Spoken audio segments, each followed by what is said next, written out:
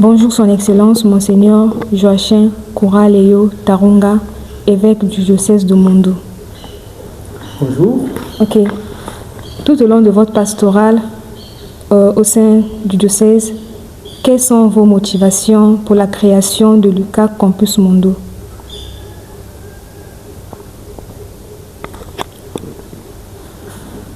Peut-être qu'en rappelant un peu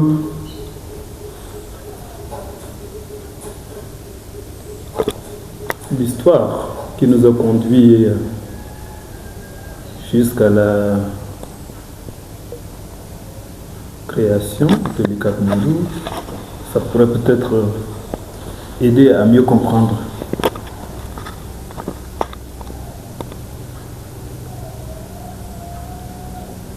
En août 1985, lors de la visite du pape Saint Jean-Paul II au Cameroun, à Yaoundé, des intellectuels camerounais, laïcs bien sûr, et des étudiants ont eu une rencontre avec le pape. Et parmi les demandes qu'ils ont soumises au pape, c'était la création d'un institut catholique à Yaoundé, au Cameroun.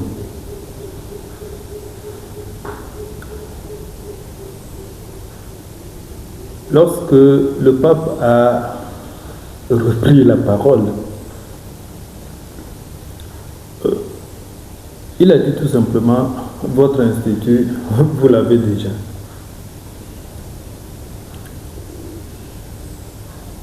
Le même jour, après la rencontre avec les intellectuels et les étudiants,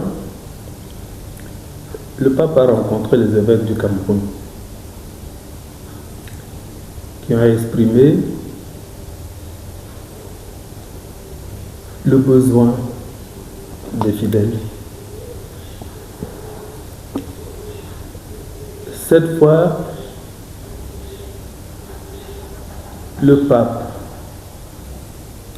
a ajouté quelque chose de plus. Au lieu d'un institut catholique pour Yaoundé, le pape a exprimé son désir que cet institut ait l'envergure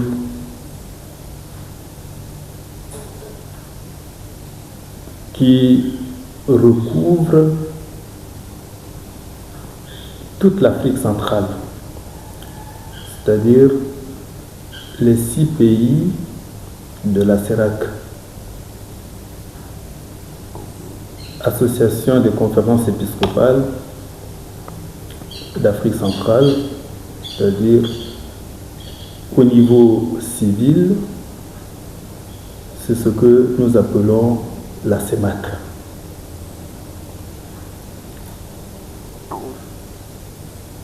En 1989, lors de la rencontre de la CERAC, c'est-à-dire l'Association des conférences épiscopales d'Afrique centrale, à Bangui, les évêques ont approuvé les statuts de l'Institut catholique de Yaoundé. Et en 1991, les premiers étudiants ont été accueillis. L'Institut catholique de Yaoundé est ainsi né. Mais il y a toujours derrière la pensée des évêques le désir du pape.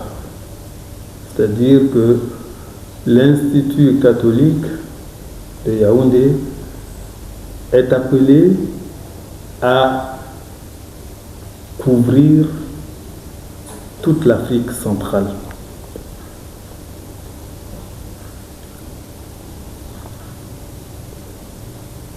C'est en 2016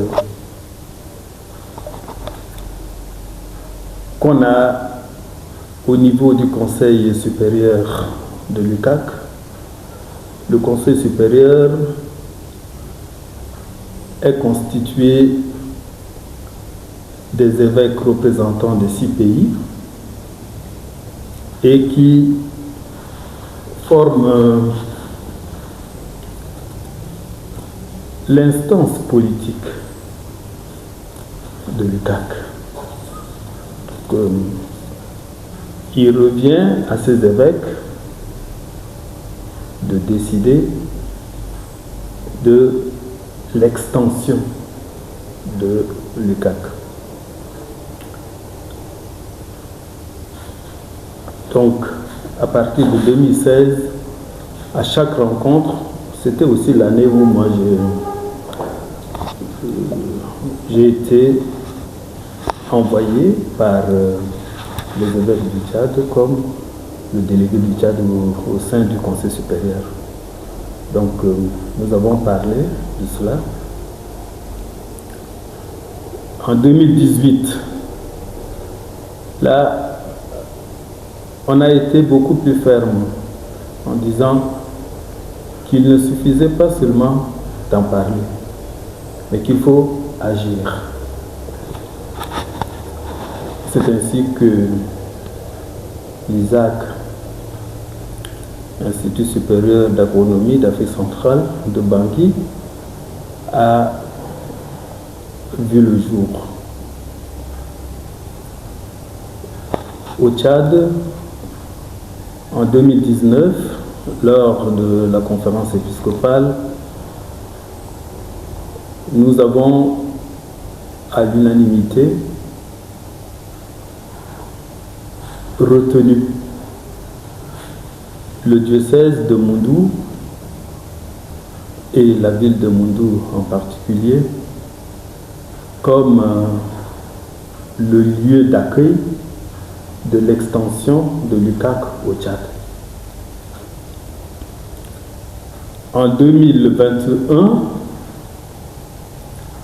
une mission rectorale, c'est-à-dire une mission de l'équipe rectorale de l'UCAC, dirigée par le recteur lui-même, était venue ici au Tchad. Cette équipe m'a rencontré. On est allé aussi rencontrer les élèves du LNDT. Puis ensuite, nous sommes allés à N'Djamena rencontrer le gouvernement. Et lors de ces différentes rencontres, le désir et je dirais même la volonté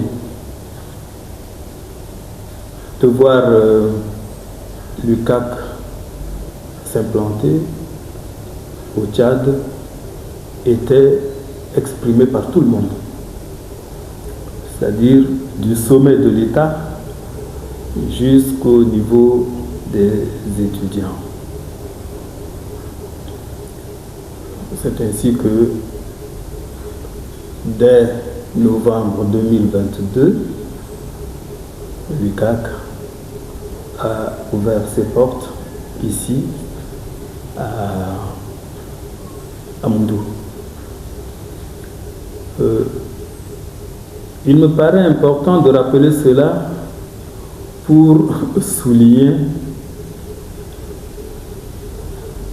le caractère,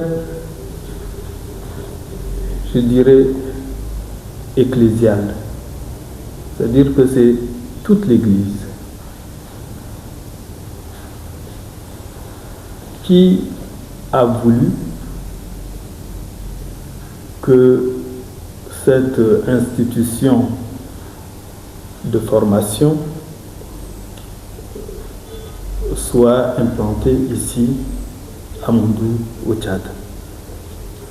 Donc, ce n'est pas l'affaire de l'évêque de Moundou tout seul, c'est vrai. De par la responsabilité qu'on m'a confiée, j'ai peut-être poussé un peu, mais l'initiative n'est pas de moi tout seul. Voilà ce que je dirais pour un premier temps.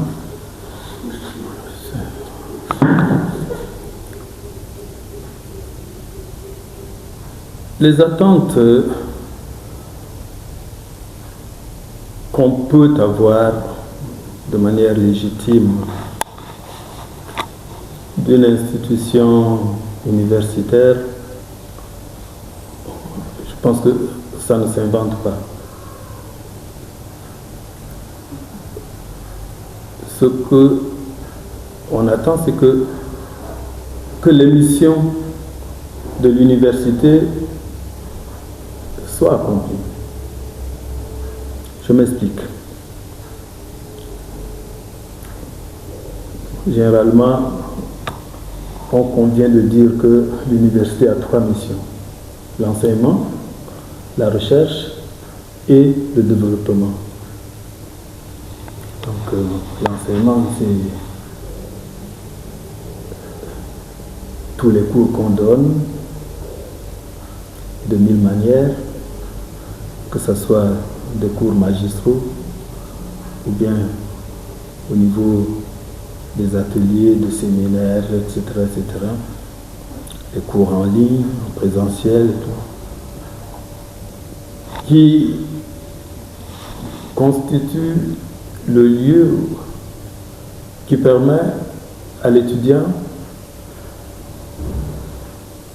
d'acquérir des connaissances.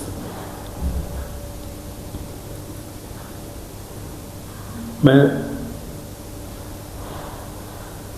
on ne peut pas s'arrêter uniquement sur l'accueil intelligent, comme on dit, de ce que le professeur vient enseigner ou autre chose comme ça. Comme université, le cadre doit être aussi un lieu de la recherche. C'est-à-dire que chaque fois qu'un problème se pose, les étudiants et les enseignants devraient se saisir de ce problème-là et chercher quelle solution on peut apporter à ce problème. Donc, bon, ici, selon du moins pour le moment, les 3 domaines que nous connaissons, il y a les sciences vétérinaires, tout ce qui concerne l'élevage et autres choses comme ça. Il y a des problèmes, mais il ne faudrait pas tout simplement acquérir. Il faudrait qu'on cherche, que ces étudiants-là trouvent des solutions pour les problèmes d'élevage ici au Tchad. Les sciences pédagogiques, la même chose, et ça, Dieu sait si le problème est immense. que j'ai encore suivi ce matin une émission sur l'éducation à Radio Mondou. Et celui qui était interviewé disait que aujourd'hui l'enseignement ne peut plus s'improviser. Pour enseigner, il faut être vraiment bien formé et avoir des compétences. Et donc, l'état actuel de notre système éducatif a besoin des enseignants qualifiés. Mais comment? C'est vrai, il faut apprendre comment enseigner autre. Mais aussi, il y a des problèmes qui s'ajoutent au fur et à mesure que les années passent, parce que la société d'aujourd'hui n'est pas celle d'hier et autres choses comme ça. Donc, ça signifie que ceux qui font les sciences pédagogiques doivent eux aussi chercher. Donc, ça explique la recherche. Tout cela,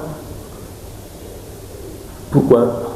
C'est pour le développement du pays, de la société. Et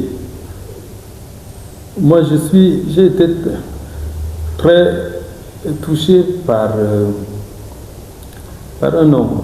Je ne sais pas si vous le connaissez.